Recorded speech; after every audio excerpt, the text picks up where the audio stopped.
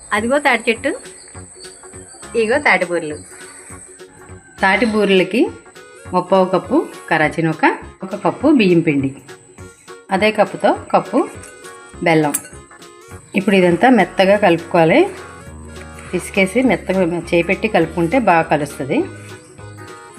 Cup fresh కొబ్బరి, అదే కప్పుతోటి తాటి గుజ్జు తీసుకోవాలి. మొత్తం కలిపేసుకుని ఒక 10 నిమిషాలు మూత పెట్టి ఉంచాలి. నూక నానాలి కదా.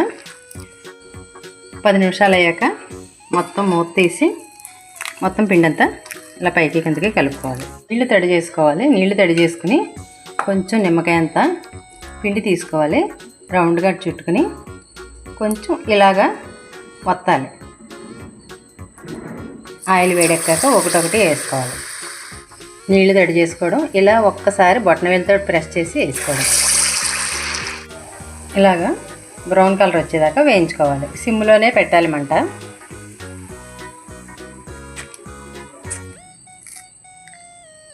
చూసారా ఎంత బాగున్నాయో? ట్రై చేయండి.